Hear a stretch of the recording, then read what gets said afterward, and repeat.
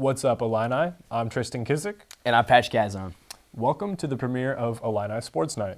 Today on the show, we have the latest on Ayo Dosunmu and the slip that left Champaign-Urbana speechless. Also, U of I alum and Deadspin founder Will Leach stopped by the studio and sat with Jake Assange to discuss the evolving sports journalism landscape. But first, this is the beginning of Illini Sports Night, so you might be wondering, what is it? Well, we have your answer. Illini Sports Night is a weekly sports newscast devoted to the University of Illinois athletics. Our coverage not only focuses on varsity athletics, but club sports as well.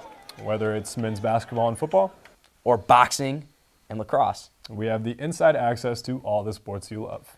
That is because Illini Sports Night is all about the beyond the field reporting, in-depth stories and debates on the teams you cherish. Yep. Just this year, we saw Illinois' football team make it back to a bowl game. Basketball team's rolling. Baseball comes in ranked 6th, I think, in the preseason poll. So there's a lot of buzz in Champaign right now. Yeah, I was only 14 the last time we went to a bowl game. Lovie Smith is now the head coach of University of Illinois. With the Son of Bears. And, man, Orange Crush is packed every night. It's hard to even get in. I don't know about you, Patrick, but I'm really excited for this new year of Illinois athletics. And we're finally going to be able to talk about it on a weekly basis. Yeah, and with Fighting Illini men's basketball nearing the top of the Big Ten standings, it should be an interesting couple of months of conference tournaments, primetime action, and Illinois victories. And speaking of hoops, State Farm Center was a sea of orange on Tuesday when the Fighting Illini hosted Michigan State. Illinois may have lost its third straight game, but the final play had everyone holding their breath. Illini Sports Night men's basketball reporter Peyton Wesner has the latest on star guard Ayo Dosunmu.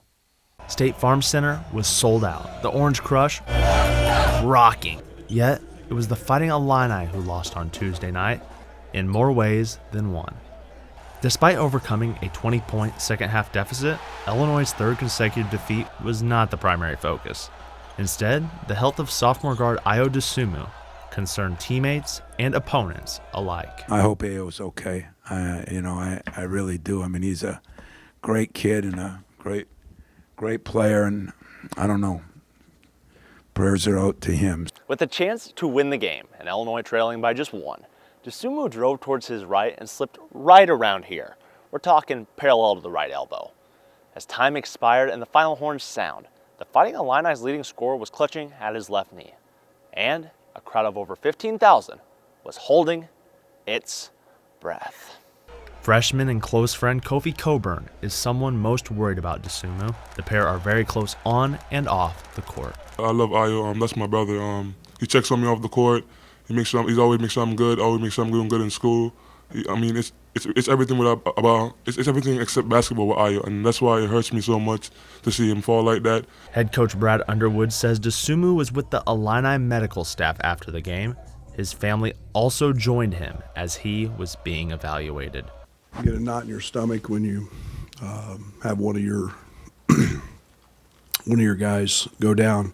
On Wednesday, great news came from the university's athletics department, as Dosunmu was found to have suffered no structural damage in his left knee. The Morgan Park product took to Twitter saying, "Thanks for all your prayers, Illini Nation. The dub slipped away last night. Today, it's back to work. Be back soon. #unfinished business." Stay tuned to Illini Sports Night for the latest on Dosunmu and everything Illinois athletics. In Champaign, I'm Peyton Wesner, Illini Sports Night. Illinois will look to get back on track Saturday against Rutgers. It will be a stiff test for the Fighting Illini as the Scarlet Knights are undefeated at home. Stick around for more hoops talk later in the show as Nathan DeHaan hosts his segment, Shot Clock. From skids to streaks, Illinois wrestling cannot be beat. The Fighting Illini are winners of their last 5 duels, the last 2 of which were a little bit more special for head coach Jim Heffernan. Last Friday, Heffernan picked up the 100th career victory in a smackdown of Maryland. In his 11th year, Heffernan has helped 9 Fighting Illini to individual national championships. Now, 101 wins, Heffernan and Illinois return home on Sunday when hosting its final Big Ten duel. The Fighting Illini are currently tied for 3rd in the conference. And just like wrestling, the men's golf season is well underway, and earlier this week, an Illinois legend returned home. Former Fighting Illini and current European Tour golfer Thomas Dietrich stopped by the indoor facility to enjoy past memories and speak with the current team, and he's poised for the 2020 Summer Olympics. Dietrich says making the Olympics just 4 years after the reintroduction of the sport would be the fulfillment of a dream. You know, I've never had anyone in my family being part of the Olympics, and that it just a dream come true. You know, if I could come back there with a medal, that'd be absolutely amazing. 2015 Big Ten Golfer of the Year hopes to join fellow U of I alum and pro Thomas Pieters on the Belgian national team. The Summer Olympic golf rosters will be announced in June. And I don't know about you, but I'm personally excited for one of our new segments called Shot Clock. Nathan DeHaan hosts it. He welcomes in two guests. They each go back and forth on a topic related to Illinois athletics. And DeHaan pretty much calls the shots. The debaters only have 30 seconds to get their thoughts out before a buzzer cuts them off. After each, one winner is announced, and then an ultimate winner is chosen in the end. This episode, they discuss the future of Illini basketball, the biggest improvements they should focus on right now, and more. Make sure you check it out.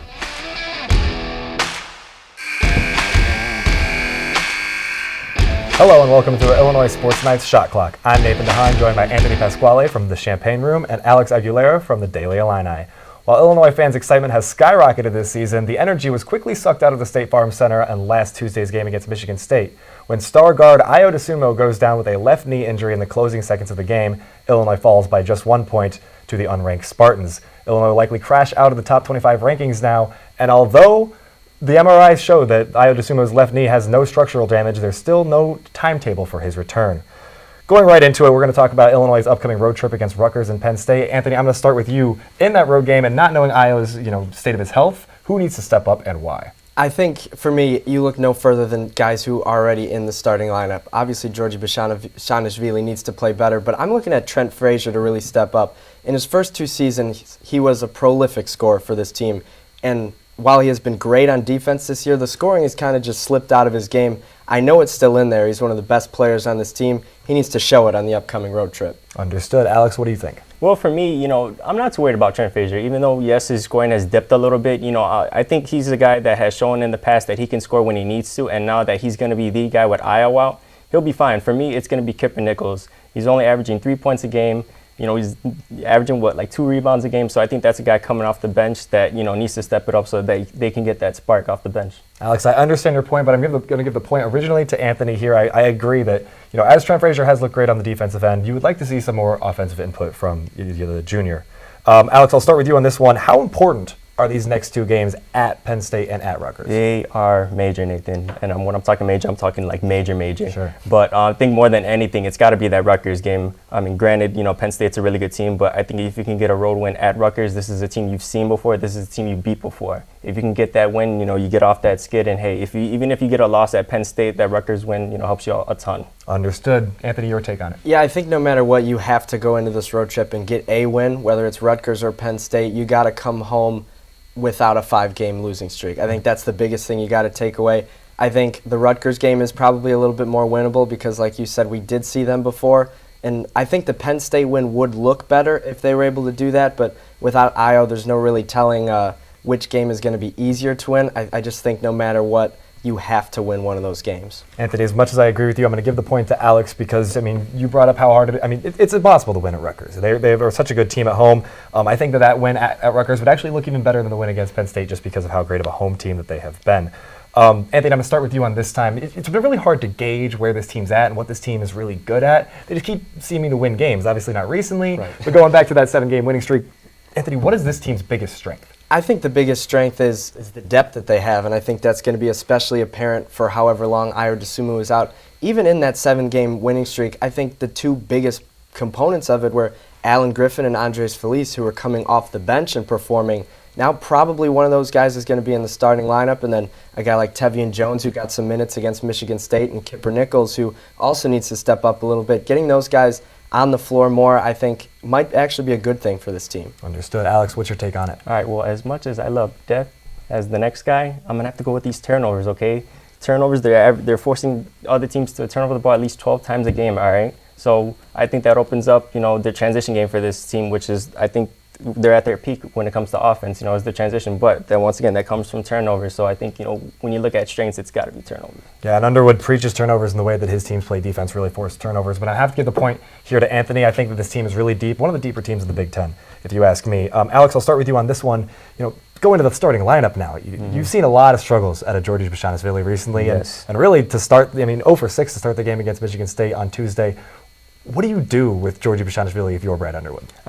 One thing, obviously, you can cut minutes. When a guy's not performing, you have to put your foot down and say, hey, if you want to get these minutes, you got to play better. But I think for me, honestly, is that I haven't seen him enough in the post, and I think that's where he flourished last year, was in the post. So, if he can get more opportunities there, if Kofi's out, or just dump it to him like he has with Kofi Coburn, he should be fine. Understood. Anthony, what do you think? Yeah, I agree with that aspect of it. I think he's been on the perimeter far too much, especially in the beginning of that Michigan State game. There's no way he should be taking your second and third threes of the game. He's just not that guy for this team. Sure. I think I would keep him in the starting lineup, though, especially if Io is out, because you don't want to have two brand new faces into that lineup, which is kind of develop some chemistry over time. I think just cutting his minutes and sending him that message that way, maybe he doesn't start the second half like against Michigan State. I think that's the way to send a message, but not ruin the chemistry that they did develop. Understood. Anthony, as much as I agree with you, Alex, I like the point that you make to try to find him in the post more often, and that is really where he excelled so much last year. Well, 4 questions in, and look at that, we're all tied up at 2-2. Anthony, I'm going to start with you on this very last deciding final question. How would you like to see the minutes? You talked about it a little bit in the last question, but how would you like to see the minutes sort of split and shared over this last, over this stretch that Illinois is going to go with? Yeah, I think if you really look at this team, there's 2 spark plugs that I identify, and it's Andres Feliz and Alan Griffin. I know I mentioned both of them in my previous answers. I think the way that they both provide not only driving ability, but also the three-point shot, and they both just gravitate to the ball to get rebounds. So getting those guys in there a little bit more consistently will not only open up scoring for them, but for other people, for maybe Trent Frazier to get into it, or Georgie if he's in the game, and it should open up Kofi down low. So I think getting those 2 guys in the game more is the best thing to do. Understood. Alex? All right, well, you know what? As much as I was going to say that, and Anthony, thanks for stealing my answer, I'm going to have to go a little bit with Tevian Jones. I think that's a guy we haven't seen enough. I think that's a guy that has great athleticism. Granted, he's questionable on the defensive end, but I think that's a guy that opens up the floor and can create different scoring opportunities. So I think just, giving him more minutes, unfortunately now that Iowa's out, I think that opens up the opportunity for him to get those extra minutes. And granted, Feliz and Griffin have been playing well, and they deserve those minutes, but I think, it's time to see a little bit of Tevian Jones because we haven't seen enough of him. Well, there it is, 5 questions down, and I'm going to give this game to Alex. I think I agree. Tevian Jones, I think he needs more minutes. I think that he spreads the floor, as you talked about, different scoring opportunities. And, Illinois hasn't been that great of a three-point shooting team. Tevian Jones gives you that opportunity from beyond the arc. But that is going to do it for us here at Illini Sports Night on this episode of Shot Clock. Thank you guys so much for tuning in, and back to you guys.